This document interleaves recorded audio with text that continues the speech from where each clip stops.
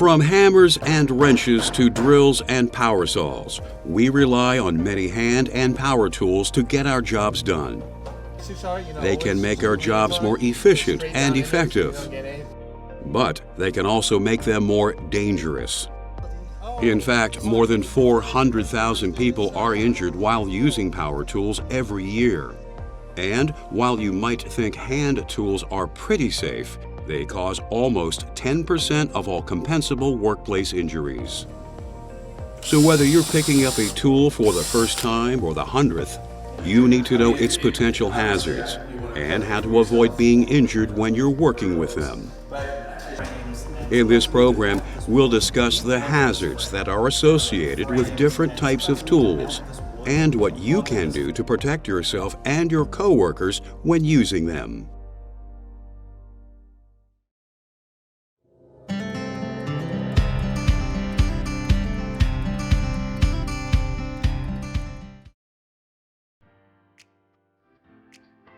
When everything's working as it should, hand and power tools give us the ability to perform tasks quickly, accurately, and efficiently.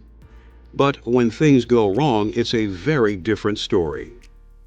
Depending on what type of tool you are using, it could have the potential to cause abrasions, muscle sprains, bruises, burns, lacerations, puncture wounds, eye injuries, broken bones, even amputations. Using tools can also lead to long-term health problems such as hearing damage, back and neck injuries, repetitive stress disorders of the hands, wrists, and arms, and respiratory problems, including emphysema, chronic bronchitis, and lung cancer. Power tools can often expose you to multiple hazards at once, so when you're using them, you have to be alert at all times. For instance, if you're using a circular saw, you could be cut by the blade, struck in the eye by flying chips, or shocked by the electric current that powers them. Breathing in sawdust can cause respiratory problems, and the noise from the saw can contribute to hearing loss as well. Often, there are also hazards that are specific to the tool you're using. Tools can be powered in several ways, including electricity, pressurized fluid, compressed air, hydraulic fluid, and fuels such as gasoline, all of which can create their own unique hazards. For instance, pneumatic tools like air saws, impact wrenches, and some nail guns are powered by compressed air. When you're working with them, you can experience fatigue and muscle strains from their vibration, and the noise that they generate can lead to long-term hearing loss. Even worse, if you use a pneumatic tool improperly, the hose connecting your tool to its air supply can detach, sending it flying toward you or a coworker and resulting in a serious injury. On the other hand, hydraulic tools such as jacks, presses, and punches use pressurized fluid to help generate their power. You have to be particularly aware of the risk of pinhole leaks when you're working with hydraulics. When the hydraulic fluid escapes through these tiny holes under such high pressure, it can burn you or even result in a fluid injection injury. Then there are the other types of liquid fuel tools, which are typically powered by gasoline. These can cause fires or explosions when they are mishandled.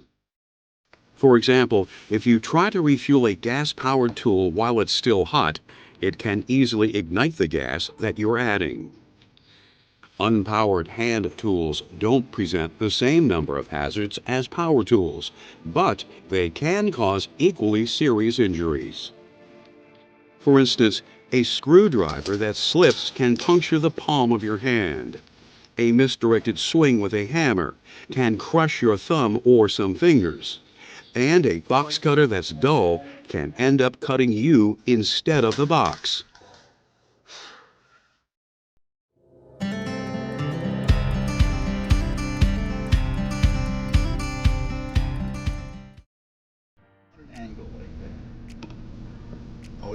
There are a number of safe work practices that you can follow that can reduce the hazards that are associated with using various hand and power tools.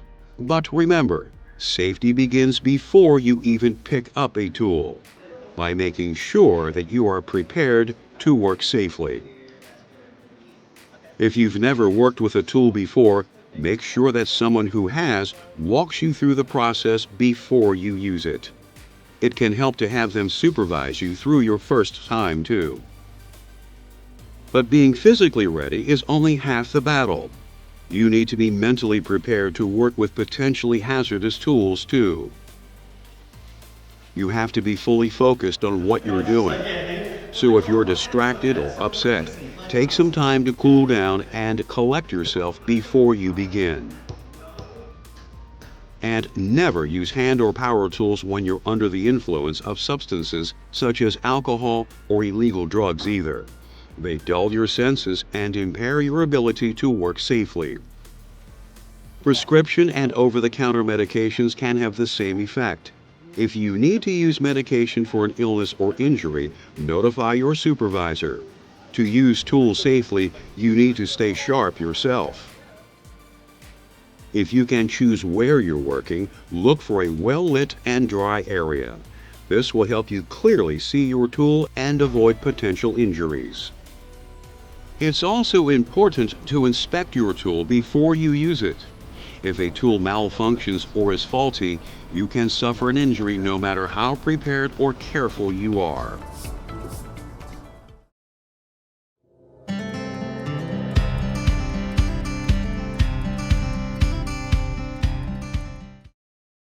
Loose or damaged, and carefully examine hoses and power cords for fraying or other damage.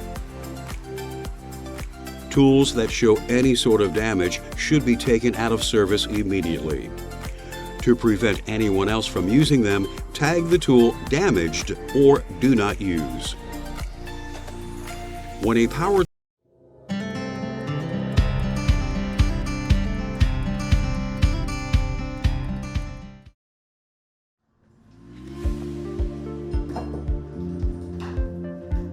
One thing you should always do before using hand and power tools is to put on appropriate personal protective equipment, PPE. PPE is anything that you wear to shield yourself from physical hazards. Types of PPE that should be worn while using various hand and power tools include eye and ear protection, respirators, and gloves. Ordinary safety glasses are fine for jobs where there is minimal risk of flying debris, but when the risk is greater, goggles offer a better defense. Some tools, such as grinders and masonry saws, can throw off both fine debris and heavy chunks of material. You can protect yourself from these hazards by wearing a full-face safety shield over your goggles. Sanding, cutting, grinding, and other tasks that produce dust also require you to safeguard your lungs by wearing respiratory protection. Disposable dust masks can do a good job of filtering out nuisance dust. But in an extremely dusty work area or in places where the dust may be toxic, you should wear an air purifying respirator that uses cartridge-type filters. Be sure to use the right filter type for the job that you're doing. Talk to your supervisor if you have questions about which one is best. The noise created by hand and power tools on your job site can cause permanent hearing loss. In fact, 56% of construction workers have hearing loss by the time they retire. So you need to protect yourself with earmuffs, earplugs, or canal caps before starting work. Always wear a good pair of work gloves while you're using hand tools to protect your hands from cuts, abrasions, and blisters as well. This will also protect any existing cuts from debris or other things that could cause infection. But you shouldn't wear gloves while operating most power tools. They can get snagged on a blade or bit and pull your hand into the cutting edge. Similarly, long hair, loose clothing, watches, and jewelry can also get caught in a power tool's moving parts. So always wear close-fitting clothing, pull your hair back, and remove jewelry before you begin working with a power tool.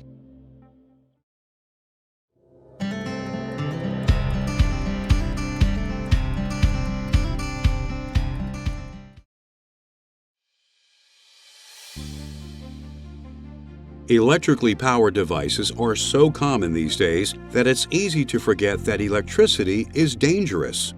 But electrocution accounts for almost 10% of construction worker deaths. One of the most important things to remember is that water conducts electricity. So wet conditions can create serious shock hazards with electrically powered tools. So don't use electric tools if you're standing in water or in the rain, and keep all power and extension cords out of puddles. These precautions also apply to electrical tools that are double insulated. Water that gets inside them will create just as serious a shock hazard as with any other electrically powered device. Grounding helps ensure that electricity flows safely through a power tool's wiring. A faulty ground increases the risk that the electricity will jump to the person holding the tool, which can cause shocks, burns, even death. You can check a tool's grounding by using the ohm meter function on a multimeter to measure resistance. A low resistance may indicate a grounding problem. Never bypass a tool's ground by using an adapter to plug a 3-prong plug into a 2-prong outlet. You also shouldn't remove the ground prong from the plug on a tool's power cord. You'll only increase the risk of getting yourself zapped while you're using it. Straining or stretching power cords is something else you should avoid. This can expose dangerous live wires. You can help to prevent this type of damage by pulling on the power cord's plug rather than the cord itself when you disconnect it. Speaking of power cords, be sure to keep track of where a tool's cord is while you're using it. Cutting into a live power cord is guaranteed to be a shocking experience.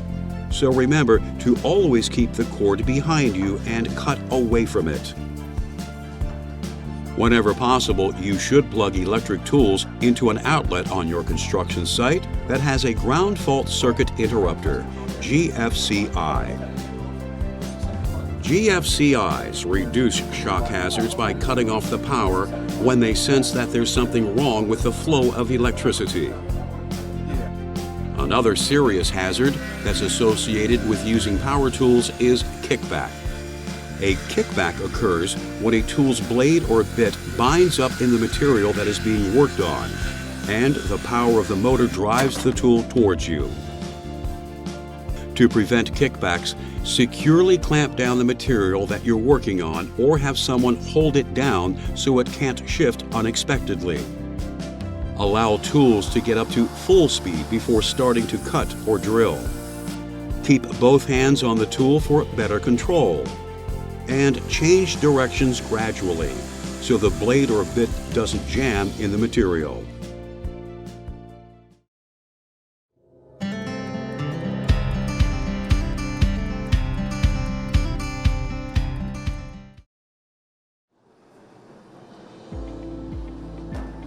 Construction sites can have a number of hazards that can affect you when you're using tools.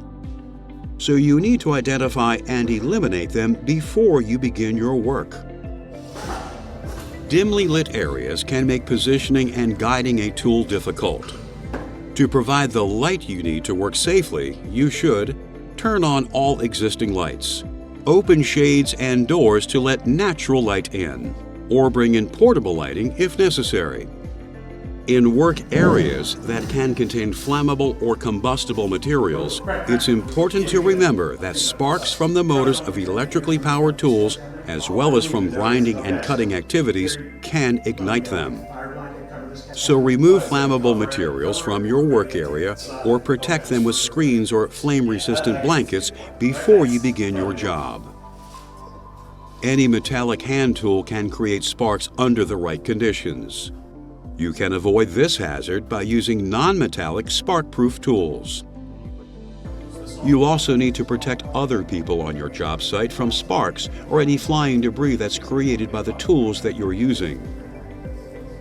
Cordoning off the area with caution tape or pylons can help keep them at a safe distance.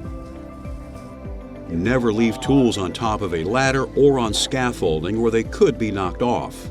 They could end up being a real headache for someone.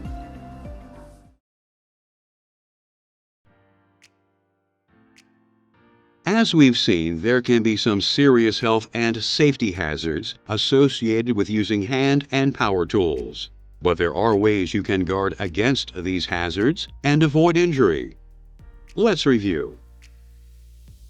Using hand and power tools when they're damaged or operating them incorrectly can result in significant injuries and long-term health problems. Inspect all of your tools before using them and take them out of service if they are damaged.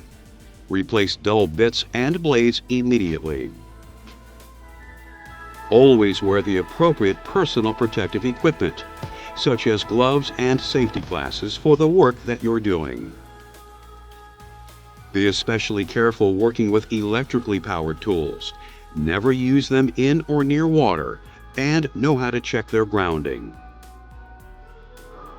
Take care to protect yourself and others from any hazards that may be associated with the tools that you work with.